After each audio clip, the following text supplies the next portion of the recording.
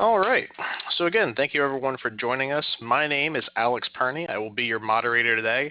I'm a certified IRA services professional here with Advanta IRA. I've been doing this since about 2012. Started off with accounting, and then I moved into actually doing investments for clients. So managing accounts, managed several thousand accounts for several years, and then moved over to my current role with education and helping to teach people how to do these things in their IRAs from my experience in that. So if you have any questions, whether they be technical or whether they be based directly in how to structure the deals, feel free to ask them. With regards to almost anything, we can probably get you an answer to that today. Some key points that I would really like everyone to take away from today is that any IRA or former employer plan qualifies, and we'll go over what each one of those are. You as the client are the one that chooses the borrower and the collateral, so the immense amount of control that you have within this type of structure is very important. And then all interests, profits, and any type of repayment for these loans goes directly back into the IRA. So understanding that if the IRA owns this or if the IRA issues the loan, that it is due all of the consideration back once the loan comes to fruition or payoff or any type of income stream that is derived during the life cycle of that loan.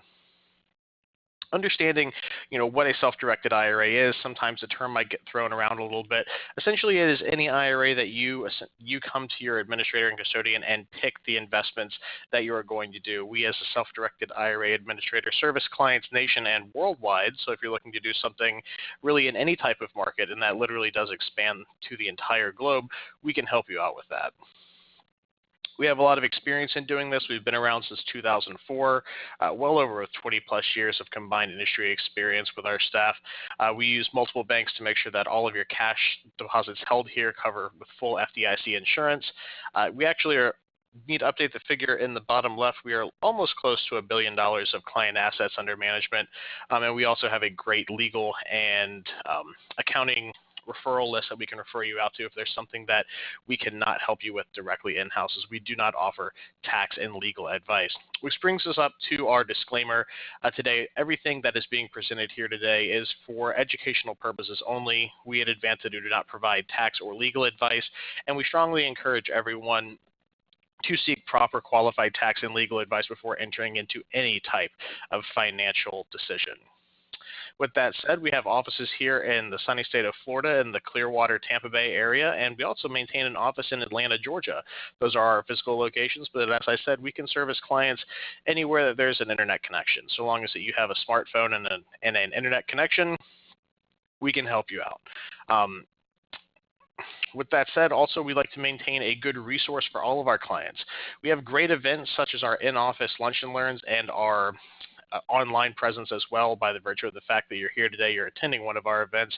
We also put everything, such as the recording from this presentation today, on our on-demand section of our website, which also links directly over to our YouTube. And we also maintain a monthly blog which updates with industry, with things that are going on in the industry and things that are important for you to know.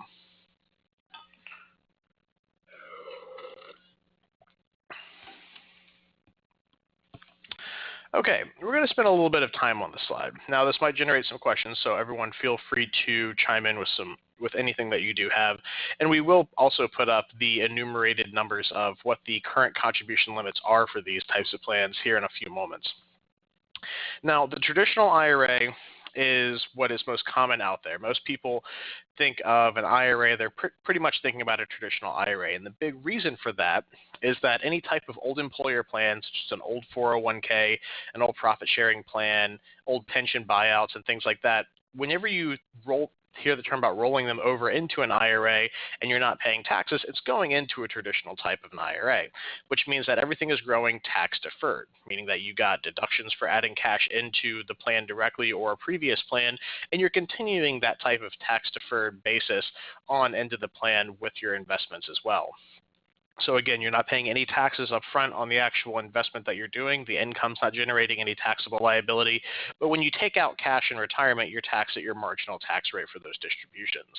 Now, there isn't any type of requirement for any of these types of accounts that are shown up here to do any specific type of investment. So to simplify that, there isn't one account here that you can only do lending out of, or that you have to invest into an LLC, or that you have to invest into a piece of real estate.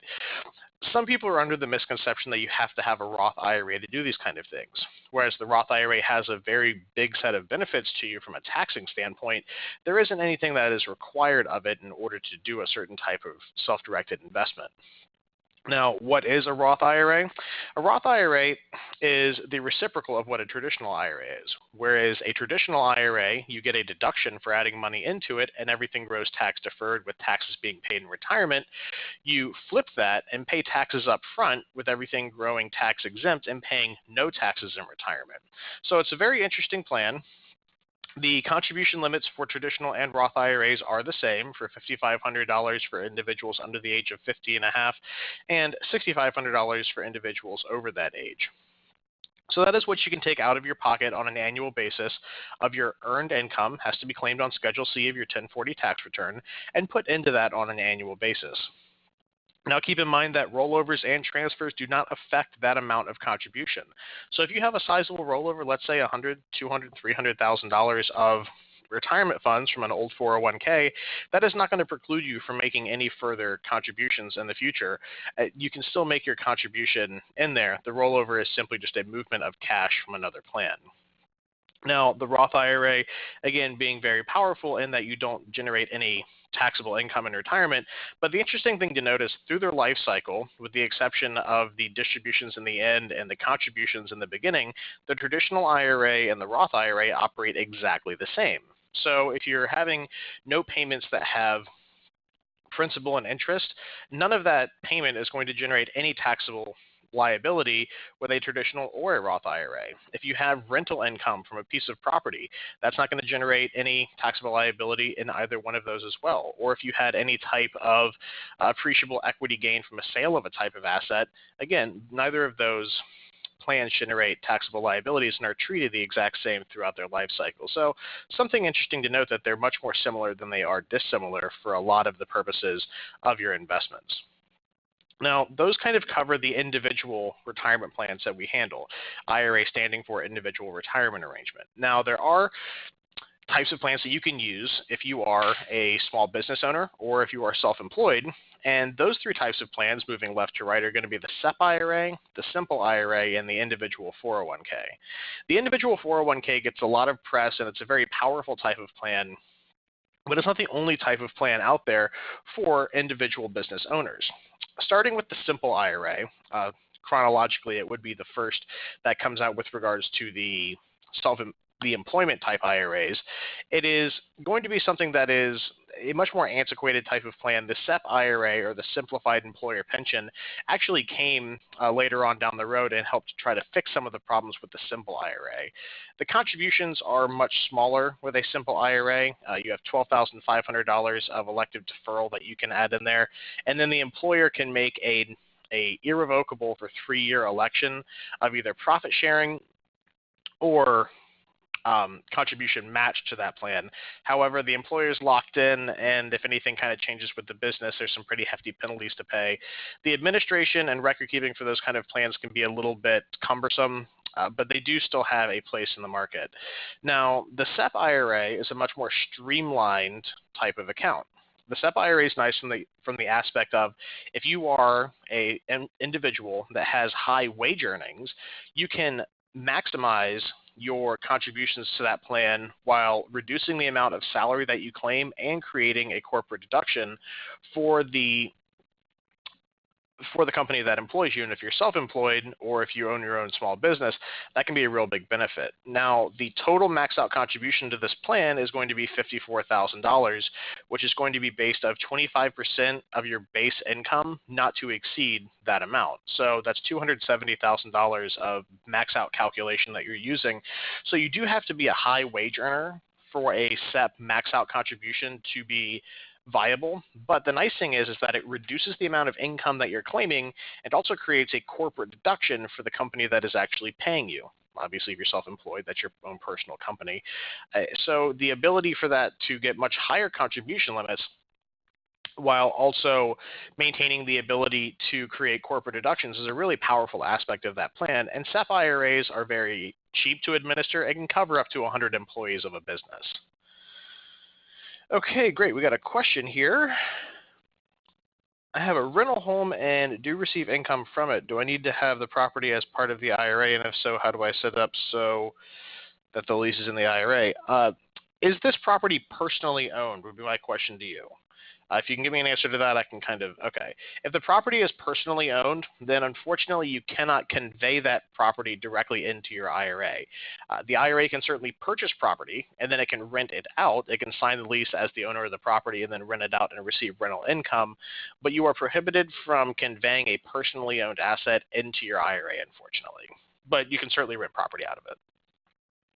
Now, the SEP IRA. So $54,000, great amount of money, very simply put, much higher than your traditional or Roth IRA. However, the SEP IRA stands alone as that there is no Roth component to it. It is all deductible contributions. You cannot have a SEP Roth IRA. However, you can have a SEP and a Roth IRA and then do a Roth conversion of your SEP contribution directly after you make it.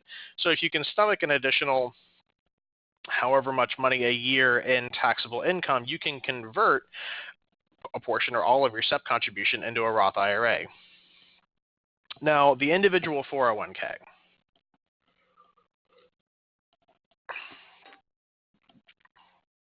This plan gets a lot of press, and for good reason. There are some very interesting aspects of this plan that make it very powerful for the real estate investor. Now, all of these plans are relatively similar with regards to lending, but specifically the 401k has a very powerful caveat with regards to acquisitions of new real estate, especially when it comes to financing. So with the individual 401k, your total maxed out contributions for the year are going to reach into the high $50,000 range. Now, let me explain how you find your calculation for that. You have two aspects of your individual 401k when it comes to your contributions. You have what's called an elective deferral of compensation, where you as the individual that is earning the income say, hey, I'd like to defer part of my salary. And for most people, when they think about a 401k, they look at their pay stub and they see, okay, I am deferring 4% of my compensation into the plan. That is the portion that we're talking about here. The max out contribution that you can make into a 401k a year out of your own salary or money that you're earning from the business is going to be $18,000 if you're under 50 and a half. Now that number goes up by $6,000 when you get to the age of 50 and a half, so you get $24,000 of total compensation contribution, so elective deferral into that plan. Now, the other portion of that is that you can add in up to 25% of the net operating income. Let me repeat that. 25% of the net operating income of the business can be added into the plan as a match to the employee. So the business, if you were the sole owner of the business, you have $100,000 now of net operating income, you can add in $25,000 additionally to that 401k from the business side of it. Now, that becomes a corporate deduction. It is added in as a traditional contribution, and you as the participant are also adding the other portion of that in, which brings up the two halves of where the money's coming from in the 401k plan. Now, the cool thing about the 401k, you can have a Roth 401k, and the way you do that is you either claim or do not claim a deduction for the money that you're adding into the plan out of your own paycheck. So the elective deferral of $18,000 or $24,000 can be made deductible or non-deductible, making it either a Roth or traditional 401k. And then you as the participant, if it's a solo 401k, can elect to convert and pay the additional taxes on the profit sharing match to create a wholly vested Roth 401k plan. Pretty cool stuff. And as I mentioned, the other really powerful tool for the real estate investor specifically is that if you are purchasing real estate and want to use financing to do so, the individual 401k is exempt from the taxes associated with debt financing for the purchases of new real estate, meaning that you can use potentially a Roth 401k to buy debt leverage properties, and the only thing that you're really kind of going to see as a major expense is the interest payment on the actual loan. No additional taxes have to be levied in that. So some really cool and really powerful tools are associated with the individual 401k that certainly do gain a lot of press, and for good reason. But essentially, you do have to be able to qualify for the 401k, so not every single person can just walk up and open one. If you are curious about how to determine if you are eligible for one, feel free to give us a call, ask us, and we will certainly be able to help you with that and try to get you into the one that is the best fit. Health savings accounts and education savings accounts are the last two that we are going to cover. The health savings accounts and the education savings accounts, just because they have much smaller contribution limits, are a little bit less popular. The education savings account did make it through the new proposed tax bill, so we will continue to see that. The ESA does have phase-out limitations that are drawn along the same lines as your ability to contribute directly to a Roth account. So if you do make over the combined modified adjusted gross income for your household, you do have to get a little bit creative with how you add money to an ESA. The nice thing is that anyone can contribute to an ESA on behalf of the beneficiary. So you can gift someone the $2,000 contribution, and then they can contribute to your children's accounts on your behalf. The health savings account, essentially you need to have qualifying high deductible health care plan as of December 31st of the year that you are trying to make that contribution, either individual or family, and you basically just need to call your health care provider and ask if you have HSA qualifying coverage. I do a whole almost 2-hour presentation on HSAs alone, so I won't get too far into that, but just understand that the ability to self-direct any of these types of plans is out there. And that's really important, especially for the HSA and the employer plans, to understand that, you're not just limited to if you have an IRA, that's the only thing you can use. You can really use your basis and knowledge of making real estate loans or hard money loans or different types of lending platforms in order to get the gains and the returns that you would like, and also the added benefits of doing the lending that we will cover in these types of plans as well. Okay.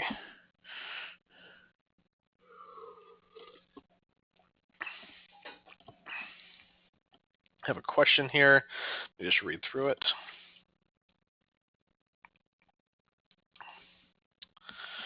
Okay. Please discuss if a self-directed IRA funds can be used for development properties where the IRA holder would be actively involved as the developer, as equity or debt investments, prohibitions, limits. Great question. It's not as easy to answer as a yes or no, but it certainly does generate a question. So essentially what's being asked is that, can you use IRA funds to invest in a developmental project that you would be personally involved with the company that is going to be doing the development? The answer is possibly. It's not a blanket yes or no, and it really does kind of depend on how you are structuring the investment. On the no side of it, let's say that you buy IRA property, just buy the lot, and then the company comes in that you own and develops it. No, that would be on the clearly not allowable side of things. However, if you do own less than half the company, or you were just an employee for it, and they have, let's say, a convertible note offering for the company, and you want to subscribe to some type of private offering for a company that you work for, then absolutely. And the area between those two does have the ability and the disallowance for certain types of investments that get to varying levels of, let's call it, grayness, that you would need to get some real specific legal counsel on. So essentially, the answer out there is possibly. It's not a definite yes or no. It all depends on how it's structured, and we really kind of need to sit down and have that conversation through some of the nuts and bolts, which I'm happy to do. If you want to shoot me an email or give me a call, my contact information is on the front end of this presentation. Happy to have that conversation. Typically takes about 15, 20 minutes. All right, got another good question. I am told that if an SDIRA buys property with loan, there is UBIT, unrelated business income tax. Close. The actual tax is unrelated debt finance income tax, or UDFIT. It's a small distinction. The taxes are levied along the same lines of expense, which essentially they're drawn along trust rates, but the UDFIT is the type of tax that a individual 401k is exempted from. So IRAs, if you get a loan, you're going to be taxed on the portion of the profits derived from the leverage. So if you had put down $100,000 on a $200,000 property, and the property makes $2,000 a month in rent, $1,000 of that is assessed to the leverage, you're going to pay about $400 roughly in unrelated debt finance income tax. So at the end of the day, on that property that has a $2,000 a month rent check, your IRA is going to get $1,600 of rent, and that does decrease as you pay off the principal. So once the principal is paid off, that ratio goes to zero, and you receive all of the income without any taxes. It is kind of complicated. It's one of those things where I could probably spend a whole hour and a half, 2 hours talking about debt finance, income tax, and strategies and stuff like that. But that's it in a nutshell. If you do qualify for the 401k and debt financing is something that you're interested in, that's definitely the most powerful tool to use with these types of tax-favored accounts.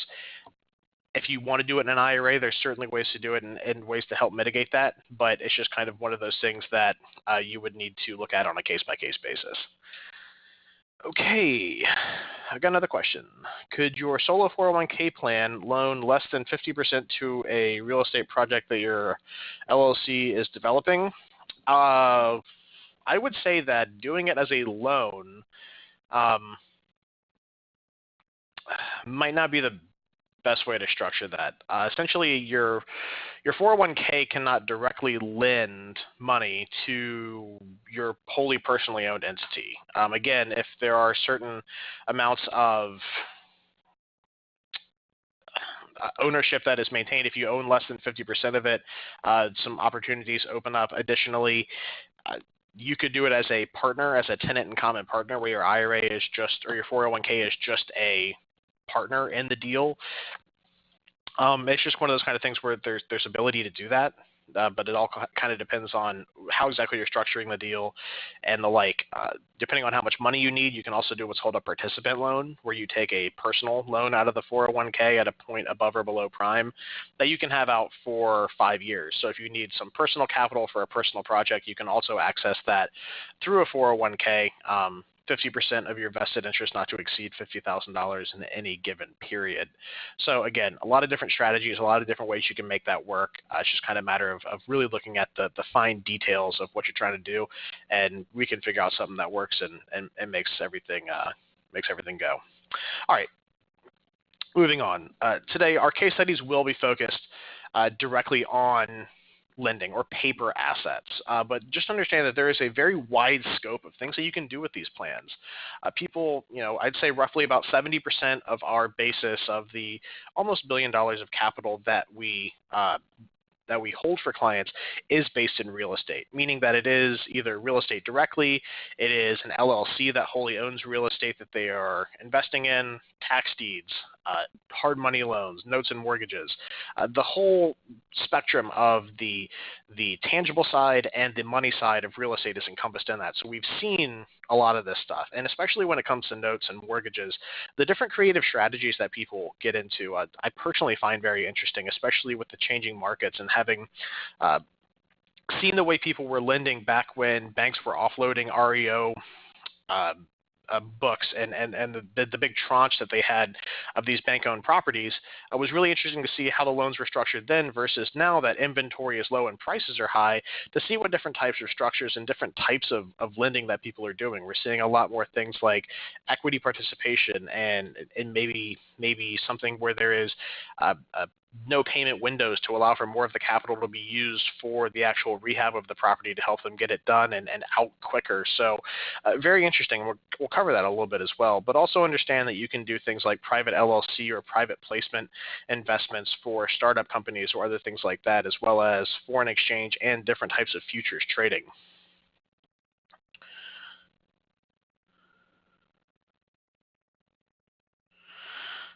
Okay, got some questions. Let's switch the slide. Okay. Michael asks, if a family member uses their self-directed IRA to purchase a property, and then I purchase the property from them outright within a 12-month span, is that considered disqualified? Potentially. It depends on which type of family member it is. So here's who the disqualified persons are from you directly. So anyone that is directly up and down from you in your family tree. So mother, father, son, daughter, spouse, and anyone farther past that. So great, grand, all the way up and down. Those are the people you cannot directly deal with. But let's say it was a cousin. That'd be fine. Let's say it was a brother or sister. that would also be fine. There is no type of seasoning period on that. However, if it is any one of those, it doesn't matter if it's a day or 12 years, you could never purchase that from them, even if it's at fair market value rates. It's just one of those things where the IRS, it's the way they work, the way they worded their regulations for this stuff, and unfortunately there really is no wiggle room. Even if they were to sell it to another person and you were to buy it from them, they covered that in what's called step transaction doctrine that they have affirmed throughout the courts and different tax filings as well. So potentially it just kind of depends on who that person is, really. Okay, Trisha asks, if you need a personal loan, is it always best to take that money through your IRA versus a low-interest bank loan? One, you cannot take a loan from your IRA, so I would say definitely not. The only type of plan that you can actually take a personal loan out of is a 401k. You can do what's called a participant loan, where you take out either $50,000 or half of your total amount. So you have to have at least $100,000 in your IRA of total value in order to take a $50,000 loan. You can't go up from there. Now, that type of loan has to be paid back within 5 years. So if it is not for the purchase of a new primary residence, and it has to be lent to you at a point above or below prime. The IRA, some people like to say, well, you can, and it's really something that I shy away from ever kind of pointing my clients in the direction of, is that you have the ability to take money out of an IRA and then within 60 days put the money directly back into an IRA.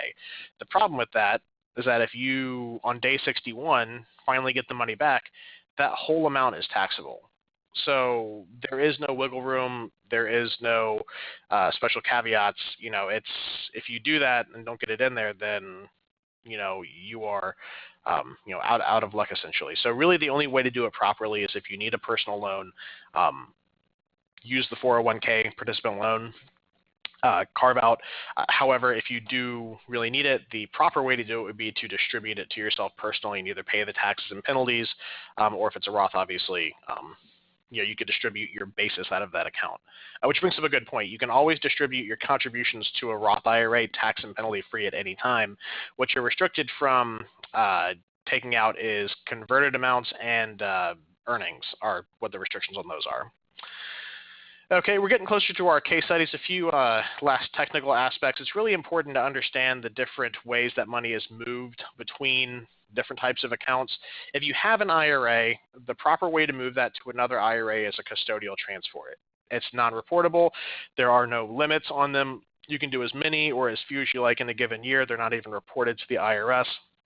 It is not a rollover, and that's important to understand.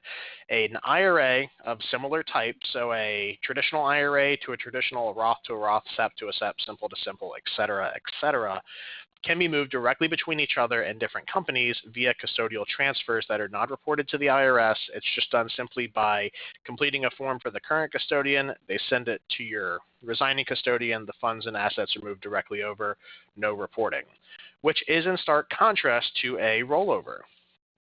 A rollover is an actual reportable movement of cash, and it has to be used between 401ks or other type of retirement plans that are employer-sponsored. So your 401ks, governmental 457s, armed forces and DoD thrift savings plans, pooled pensions, etc., have to be moved over via a direct rollover. Now, how does this work? Well, you open a new IRA, and you tell your 401k plan administrator, hey, I need to do a movement of this cash to an IRA. I'm no longer working here. I'm qualified to do so. Well, what they do is they issue an actual distribution. You will get a 1099 indicating that you have removed cash from that type of plan. Now, it is up to them to properly report that that is a qualified rollover. So on 1099, and I believe it's in box 7, the code is G. No one really needs to know that, but just understand that there is very specific reporting that has to be done on that form to indicate that that is not a taxable movement to you. Now, it's not hard to see that that could potentially get messed up. And if you do an IRA rollover, they're going to be reporting that as a distribution as well. So if you can do a custodial transfer, much preferred because there's less areas for that to get wrong. Now, the rollover has to be reported 2 places. Not only does the 401k administrator have to get that 1099 right, your receiving custodian has to get what's called the IRS Form 5498 right, indicating that you did a qualifying rollover and that there is no taxable liability.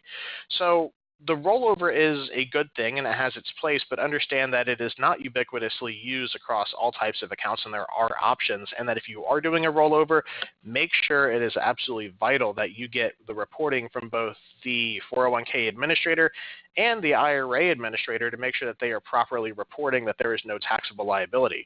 Because if you're moving $250,000 or $100,000 or even $50,000, that could be a taxable nightmare if the IRS thinks that you owe taxes on that when you really don't.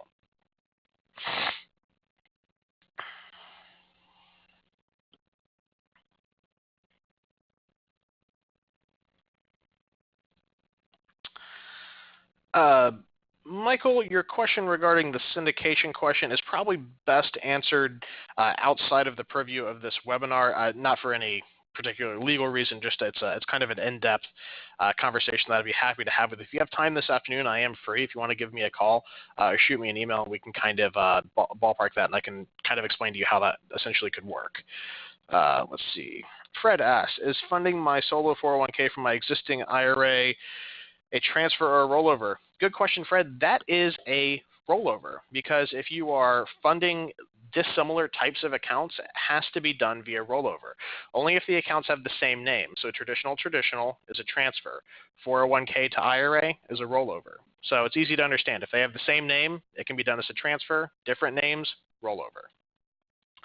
So the IRS, and this is kind of a big thing with marketing of some companies, does not give any type of approved investment list. So if you ever hear someone say that this is an IRS approved investment or anything like that, it's false. They don't do that. They only tell you a few things that you cannot invest in and whom you cannot invest with, and some other guidelines for entities that are owned or partially owned by yourself personally or other disqualified individuals. I repeat that. They do not give a running list of what improved investments are. The ones that you cannot invest in, you cannot hold a life insurance policy in an IRA. They're paid out tax exempt, so there really isn't any need to have a cyclical tax shelter for that, so life insurance policies are out. Also, you cannot own anything that derives its value from collectability or anything that is highly subjective. So like a piece of artwork or alcohol or stamps or anything that is not traded on a readily determined appraised value. Essentially, if it is highly speculative in the nature of it is collectible. The baseball card collection that I have in my hallway closet is priceless to me, but what is it worth to my wife? Well, the ability to take it and throw it out is pretty much the only value that it has to her, with freeing up space for more storage. So it's that kind of thing that really determines the ability for it to be in an IRA. And unfortunately, there is some subjectivity to that, but it's pretty readily defined. If it's, personal taxable property and it's readily defined with a value, then you can probably hold it in an IRA.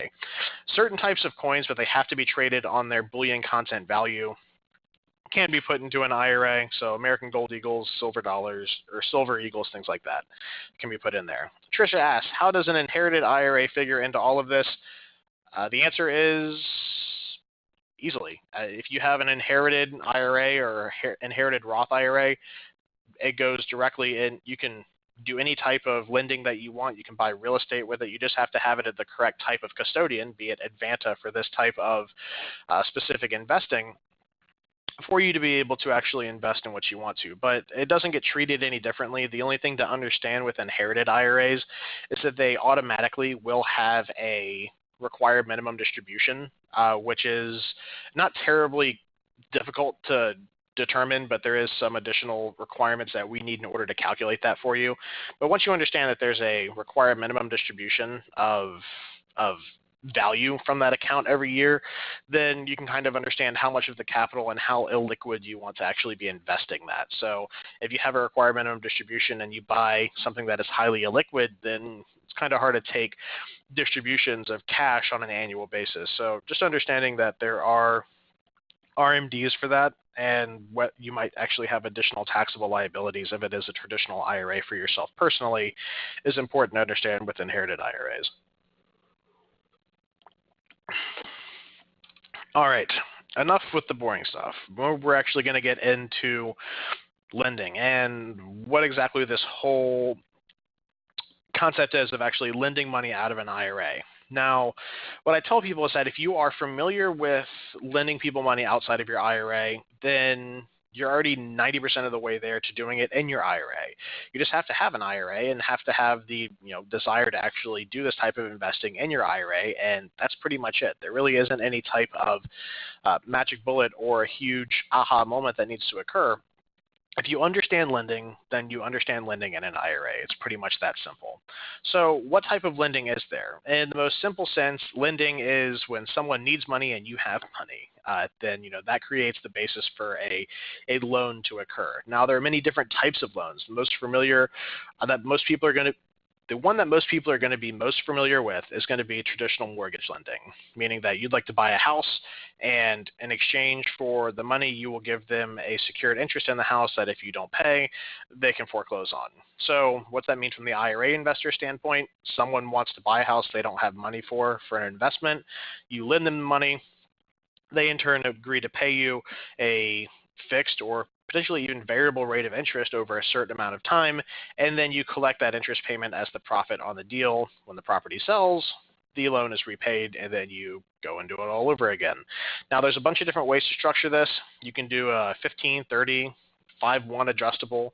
You can do balloon notes as well. Now, keep in mind that the nice thing about doing IRA lending, especially for real estate, is that a lot of the restrictions imposed by Dodd-Frank and a lot of other type of lending laws don't always apply in totality, because you're going to be doing these as investor loans. For the most part, and I should say from what we see, not necessarily what you do, is that these are all going to be lent to investors.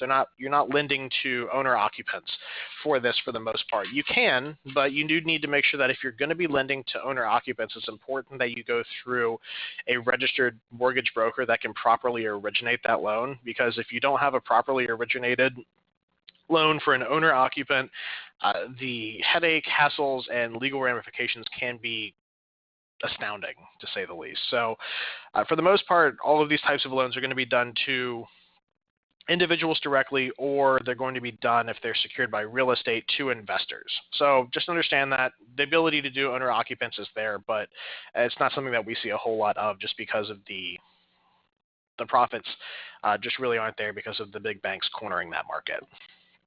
Now, you can do short-term transactional funding, things that are under 15, or we even see things that are under a year. I mean, I've seen loans that have been made to individuals for the period of 3 months for something that really needed to be turned around really quickly, and they were secured by real estate. It was one of those things where we got the recorded mortgage finally back from the county like 3 days before we got the payoff of the loan. So some of these things turned around really quickly. There is no magic formula. It's really what you are familiar with, what you come to a good understanding with between the borrower and yourself to make something actually work. And again, back to one of the points that we brought up in the very beginning of this, is that you are determining the terms and the actual amount of profit that you want to potentially make with this, because there isn't any type of standardized procedure, which is good, from the IRS or anyone else that says this is how you have to do it.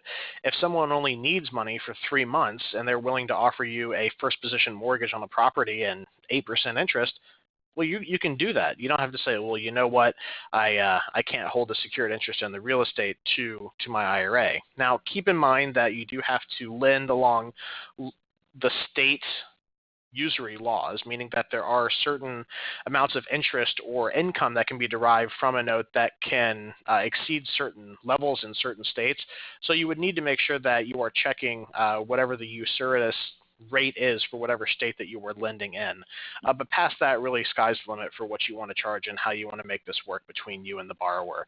There doesn't have to be security to these things. You can make an unsecured promissory note out of your IRA. However, you have to understand that there are additional risks with that. If the individual defaults, then your IRA is going to be either on the hook for writing that off, and there is no deduction for a loss in an IRA, or going through the expense of trying to personally sue and recover that individual for the actual the promise that was not kept on that. You can do equity participation, so you can agree to participate in some of the equity of the sale of the property, or you can secure the note with uniform commercial code liens or any other type of lien that you'd like to file. We've seen everything from farm equipment to automobile liens and even livestock. There really is a wide variety of things that you can actually put a lien against and secure a loan to. So just understand that it doesn't just have to be personal property, or I should say personal real estate. It can be personal property. It can be capital equipment. So, there's a wide variety of things out there for you to make a decision upon, and whatever works best for you and you have the most knowledge about is what I would encourage people to pursue. So how do you establish the note terms? Essentially, it starts with a conversation, sitting down with the person that wants to borrow the money and figuring out what works, understanding what the market rates are, and figuring out what exactly is going to work best for both people. Because essentially, whatever is going to work best for both parties is going to allow these things to run the smoothest. And that typically holds true, but keep in mind that this is ultimately going to be a decision that you make. It's not anyone else. We're not going to receive loan documents and tell you, hey, you're not charging enough interest or you're charging too much interest. Ultimately, it comes down to you and the borrower to figure out what works and come to those determinations. Okay, Richard asks, good question. If you have to foreclose on a loan, would the expense be incurred for closing have to come from the IRA, or could you pay for it personally? You have to pay from out of the IRA. So that's one of the things you have to look at, is that if you have to go through the process of filing foreclosure paperwork, your IRA is going to be liable for paying the expenses associated with foreclosing on that piece of real estate. You can't pay it personally. It's a wholly owned IRA asset, and all of the expenses related to that asset, including any legal action that has to be taken on it, have to be taken by the IRA. So you could not pay it personally, unfortunately. So establishing the note terms also helps to understand what is actually included in a note. So essentially, you have to determine what's the amount that's going to be borrowed, what is going to be the interest rate. So what is going to be the percentage of the total loan that's paid out that is going to be paid essentially as the fee for them borrowing the money. It's the interest rate. The length of term or the period of the loan, so how long the loan is going to be out. So is this going to be a 1-year loan? Is it going to be a 5-year loan? Is it going to be a 10-year loan? Is it going to be a 10-month loan? How long do they have to repay it? Now, does this loan amortize, meaning that in each payment there is a portion that is paid to principal and a portion that pays off interest? Is it going to be interest only? Will there be prepayment penalties? Will there be any equity participation? And when the payments are due and where they deliver them, all these kind of things need to be considered when establishing the terms for a new loan. Now, it may kind of seem very elementary to some that are familiar with it, but if you're not familiar with what all goes into a loan, then it's good to understand, because a lot of people out there, the only time you've had experience with a loan is when you sat down at the closing table and signed the promissory note for your house. That's one time out of 30, 50, 60, 70 years. It's not something you run across very often. So understanding the aspects of this is really important before trying to delve into getting involved with a loan in your IRA.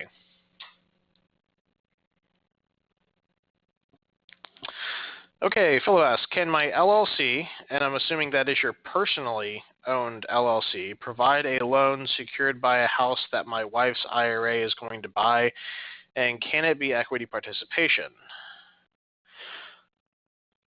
I would lean towards no. So if it's a personally owned LLC, you could not then in turn loan your wife's IRA money that would be used to purchase the property that would also in turn be secured on that loan. Now, take your wife's IRA out of this and just put John Q. Public in there, and it works just fine. The issue being is that your relation to the IRA holder in that, from the way that it was phrased, would unfortunately not make that a pursuable IRA investment. Some of the benefits of private lending. So there are benefits and there are downfalls to this. One, a big benefit is that you get to act as the bank and determine the terms of the investment. And you also get to set your rate of return. You have to worry about a lot less market factors when it comes to lending someone money as opposed to buying real estate. You have to, when you buy real estate, understand that you are either going to have to improve the property or wait for the property to increase in value for the market to increase the property in value to actually see that return on your investment. The nice thing about a loan is that when you set the loan terms, you say, okay, in 5 years, I will get 8% back on my money, and if I don't, I will get a piece of real estate in return. So the nice thing is that it's a very stable way to invest your money. However, the due diligence on not only the property securing it, but the person's ability to repay and the person directly is a potential risk in that. So it's not just a blanket guarantee. You have to make sure that you're doing all the right things to make sure this works. There's less liability in lending than owning real estate directly. A well-known investor that lives in the Tampa Bay area by the name of Pete Fortunato gives national talks and the like. I like to steal a quote from him that I got years ago, is that when you're lending someone, understand that you can't trip and fall over a piece of paper in a house. So when someone trips and falls and gets hurt or wants to sue or just in general be litigious towards you, they're not going to sue the note holder to that house or the mortgager to the house. They're suing the owner of the house. So you get insulated quite a bit from potential lawsuits, which is one of the safety mechanisms of being a lender. However, it's also one of the things that kind of factors into the risk versus reward scenario, is that with the less risk, you also get less reward. So if the property triples in value, you're locked into only getting your 8 or 9% return on your money. That person that owns the house is going to be who triples or doubles their money. Now, also, if someone trips and gets hurt and sues someone, they're suing the owner, and that's the additional risk that they have to take on, as well as insurance and taxes and a lot of other variables that you're insulated from in lending, they have to be exposed to with regards to owning the property. So how do you do that? Well, we're going to get into a little bit of equity participation here in a minute to see how you can adjust some of the terms to get yourself participating in the potential high equitable appreciation that can happen in a dynamic real estate market.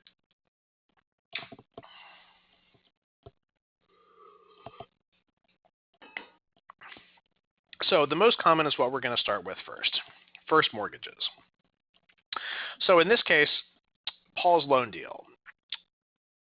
Former employer, 401k has $120,000 in it, and he's interested in higher returns. After doing some research, he realizes that he could get this done in his IRA and also exempt himself from a lot of taxes. He works with a mortgage broker to lend the $120,000 out.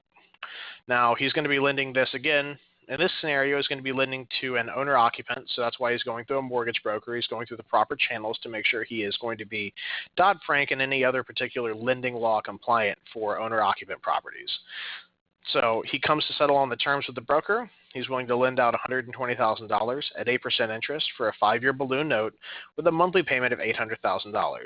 The first mortgage on the property is held, and just like a CD, but essentially with a better rate.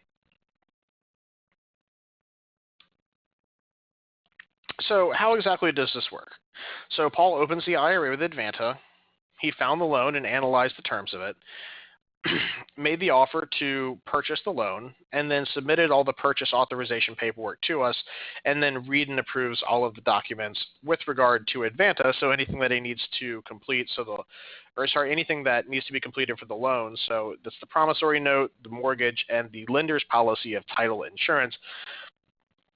Paul is going to review all of that and then mark it all as read and approved before we issue funding to the escrow agent for the actual loan. The responsibilities of Advanta in this case are going to be reviewing all of the documentation to make sure the IRA is properly vested as the lender or the mortgager in any case, or the insured party on the title insurance, making sure everything is done properly per IRS requirement and our requirement as well, following up to make sure that all of the documents are properly recorded in the public record with whatever county that they need to be in, and then also making sure that the purchase is properly done as well. So after closing, what happens? The borrower sends the monthly interest-only payments to Advanta. The payments deposited into Paul's IRA account without any taxable liability being researched, and then Paul can just track everything directly on his online portal to see that all of the payments are being made on time. So a few years later, in the normal course, the buyer has a kid, decides to sell the house. So the property sells, Paul IRA receives $120,000 from the sale of property, and all of the interest will have no capital gains or ordinary income tax assessed to it as it's being done in the IRA. So 3 years, he gets his $120,000 back with 8% growth on that money.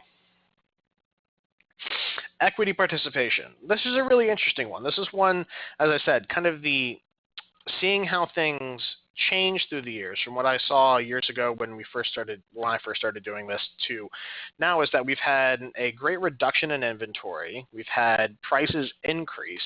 So what that means is that the people that are buying the houses are having to use more of their capital to purchase them, and then in turn they have either less room or less ability to make principal and interest payments or pay maybe higher interest rates directly on the money that they're borrowing. So, you can't just say in a marketplace that you're unwilling to be, dynamic at all. You kind of have to adjust your strategy for what the market is putting out there for you. So one way that you can do it is by doing equity participation. The way this works is that in lieu of actually getting a fixed interest payment, or maybe for having a lower interest payment or having a fixed interest payment. There's a lot of different ways to do this, but essentially, typically, there's always going to be a reduction in the amount of interest that is paid. You're going to roll that in to participation in the equity. So when they sell the property, you are going to get a portion of the profits that they would otherwise collect 100% of, thereby creating the consideration for the loan. Now, consideration is referred to in different circles as the actual interest. So, in consideration for me lending you $100,000, you will pay me 8% of that year, per annum as consideration for the loan. So the consideration in this case being given is going to be more towards the actual profits than it would be actually for the interest on the payments. So in this case, Andrea belongs to a local real estate club, or it's just where I recommend most people go to try to find these types of deals. This is where people that like to borrow a lot of money and do a lot of deals can be found. Your local RIAs, your local exchange meetings are invaluable resources for you getting started in this kind of stuff. And most of those people have experience using IRAs as well. She's interested in joint venturing with people who buy and fix foreclosures. She has about $100,000 in mutual funds, but she thinks she can get better returns by doing a equity participation type of investment. She performs her due diligence on Steve, and Steve's looking to do a flip. So Andrea offers to lend Steve the $100,000 to buy and fix the property. So here's the term. So instead of the normal hard money rates that are seen in the area, she decides to lend him the $100,000 at 5%, with the equity participation being 1/3 of the profits at the time of sale, and on a 2-year balloon note. The monthly payment is $420, and then she records a first mortgage against the property for the actual security on the loan. So the actual note is going to be drafted and the mortgage by her attorney. All the documents will be read and approved by the client and then sent over to Advanta for review as well. And then all the purchase authorizations and forms as well, which basically consists of one waiver and one bi-direction letter for Andrea to complete this type of thing with Advanta. Now, in the payoff, Steve is ready to sell the property for $130,000. So there's $30,000 of profits after close. He requests the payoff amount from Advanta, and then the loan servicer also provides a payoff letter as well, and everything is sent to the title company. The IRA value in this is going to be seen as follows. The repaid principal is going to be $100,000 in this deal.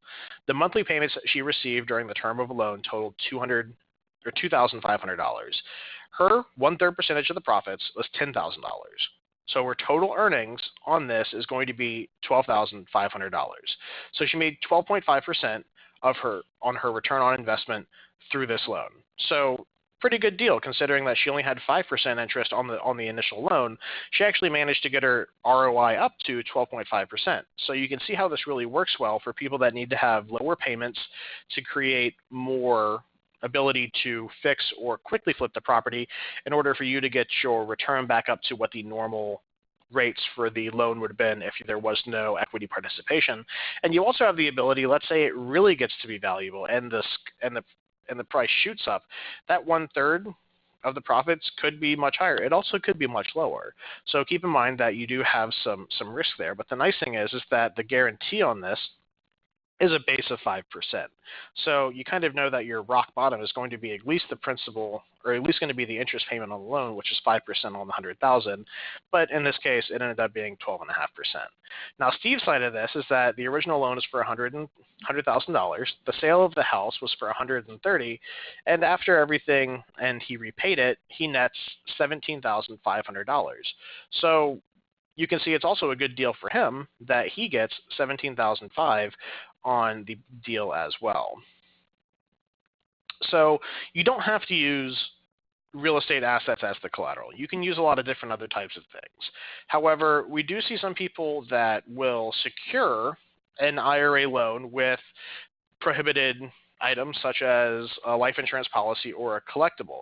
While this is not per se prohibited, it kind of makes it hard if you have to foreclose on that debt. So if you have to come after the person for non-payment, you cannot necessarily come in and take the rare piece of art in as an asset to the IRA. What I've seen people do is have things like sale on default clauses, meaning that they can't take it in, but that instead of foreclosing, that it is ordered to be sold so they can just collect cash. There's different strategies around that, but there are some gray areas, and especially if you are interested and that's the only way you're going to do the loan, always recommend that you get a solid legal opinion before pursuing something like that. If the note is going to be secured by stock in a company, understand that an IRA cannot be the shareholder of a subchapter S corporation. That's not necessarily so much to do with IRS regulation as it is with S corp regulation. So just understand that if it's going to be secured by something that you just kind of got to check it and really take a long, hard look and say, okay, well, if this does default, how am I going to collect and what are the potential issues? And depending on what this collateral is, if you do take in shares of an operating business, you might expose your IRA to UBIT taxes if it does have to foreclose. So there's a lot of different considerations to give here, and it's not always as clear cut as just saying, okay, if you're going to give me this as collateral, well, always kind of look at the worst case scenario. If you have to take back that collateral, what's that mean for your IRA? Because it can mean a lot of different things. So just understand that. And the last type of lending we're going to get into is certainly the most risky, but certainly could potentially be the most rewarding, and that's unsecured lending. Remember, you don't have to have security to the loan. You can just take someone on good faith and their ability to repay and lend them the money. Now, understand, again, can't stress this enough, this is certainly the most risky type because in the event of default, you have to personally sue someone to recover. So Tom has a SEP IRA, $50,000. He has a friend who's looking to expand his business and needs some short-term capital. So Tom decides, hey, this would be a good idea. I've known this guy forever. No personal relation, no business relation. Decides to lend him the $50,000. Now, in this case, since it's a short-term loan, he's going to charge him 10%, and there's going to be a balloon payment at the end of the year for the principal plus the interest on it. And remember, because there's no title company involved, we have to have all original documentation in our possession before we issue something like this. The interest rates tend to be a little bit higher. Think credit cards. Credit cards are essentially an unsecured loan in your pocket that you swipe. That's kind of a good way to think about unsecured lending. And make sure you know your borrower because, again, it can be extremely hard to collect in the event of default. You can also do seller financing. Sorry, I forgot we had one more case study in here. But seller financing is relatively easy to understand. If you own an IRA property and let's say you no longer want to be an IRA property owner, you can hold the paper on it. You don't necessarily have to just sell it for cash and then lend the money out. You know the property, you know its value, so why not use that to your advantage and hold the note on it? So in this case, Jim has a traditional IRA with $70,000, and he's experienced in buying foreclosures and fixing them up. So he bought this foreclosure in his IRA for $40,000 at auction, used $10,000 to fix up the property, and then looks for an end buyer. Jim sells the property for $80,000 and finances $70,000 of the purchase. So he's into the property for $50,000. sells it for $80,000 and holds a $70,000 note on the property at an interest rate of 8% for 15-year amortization, meaning that the payment is going to be $670, but that $670 is going to be made up of principal and interest payment. Holds the first mortgage. So he bought the property at foreclosure, fixed everything up, had Advanta pay for all of the repairs, the $10,000, and then he financed the $70,000 purchase and then holds the note in his IRA. So think about this, that he spent $40,000 to buy a $70,000 note. So essentially he's buying a discount note in a roundabout way by doing this. So essentially that's it. Thank you everyone for being with us today. It's pretty easy to understand with regards to how this all works. The IRA is simply something that needs to be open, funded, and then you can start investing. If there's any additional questions, I do encourage you to ask them. I am going to be here for a few more minutes, seeing if people want to ask any questions. We're getting out of here right on time at 1:01 here today. If you have any other questions or there was anyone in here that I couldn't directly answer your question, here's my contact information. Give me a shout. I'll be here in the afternoon. Going to take a few minutes to get some lunch, but I will be here for the rest of the afternoon till 5 o'clock Eastern Standard Time. So let me know if I can help you. Again, thank you very much for everyone for being here. Really do appreciate this. Thanks for all the great questions. It always helps to enrich our presentations. All the slides will be emailed out as soon as I get the reports back tomorrow of everyone that signed up for it, and this recording will be hosted on our YouTube channel, which can be accessed at YouTube, Advanta IRA, or through our website in our Learning Center. Thanks again, everyone, and have a wonderful rest of your week.